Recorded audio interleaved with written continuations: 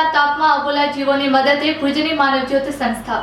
અત્યારે સખત ગરમી અને બળબડતા તાપ આપણે સહન કરી રહ્યા છીએ, ત્યારે અબોલા પશુ પક્ષીઓની વહારે ભુજની માનવજ્યોત સંસ્થા આવી છે।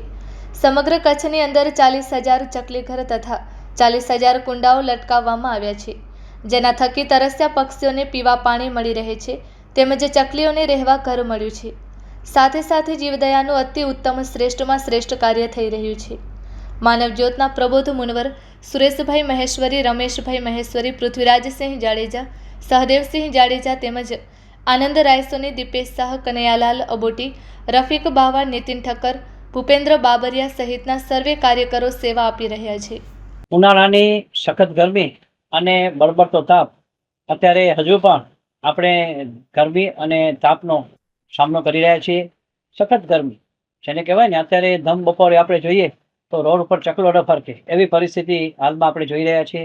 તેમાં પણ કચ્છમાં, પાટનગર, ભુજમાં અતિ ભારે ગરમી, ઘણા બધા શહેરોમાં અત્યારે લોકો ગરમી અને બળબડતો તાપ સહન કરી રહ્યા છે। તો આ પરિસ્થિતિમાં જે બિચારા અબોલા જીવ છે એની શું પરિસ્થિતિ થતી હશે? માનવજ્યોત સંસ્થા દ્વારા ઠેક ઠેકાણે ચકલીઘર અને કુંડા લટકાવવામાં આવ્યા છે। ખાસ કરીને અમારો એક માત્ર ઉદ્દેશ હતો કે જે તરસ્યા પક્ષીઓ છે એને પીવા પાણી મળે, ચકલીઓને રહેવા ઘર મળે, એ માટે અમે આખા કચ્છની અંદર લગભગ આ વર્ષે 40,000 કુંડા અને 40,000 ચકલીઘર લટકાવ્યા છે। તમે કોઈ પણ ગામ શહેરમાં જોજો, જ્યાં જ્યાં ચકલીઘર લટકતા હશે, માનવજ્યોત સંસ્થાએ લટકાવ્યા છે, ઘણી બધી અમારી સહયોગી સંસ્થાઓએ લટક્યા છે। ઘણી બધી સંસ્થાઓ અમારા પાસેથી કુંડા ચકલીઘર લઈ ગયા છે।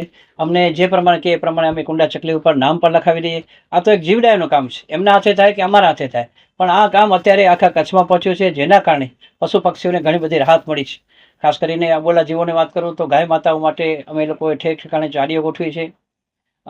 શ્વાનો માટે પણ મોટી કુંડીઓ, નાની કુંડીઓ અમે લોકોએ ભુજ શહેરની અંદર ઠેર ઠેર ગોઠવી છે, જેના કારણે તરસ્યા આવા જે પ્રાણીઓ છે, જે પશુઓ છે, એને પણ પાણી મળી રહે।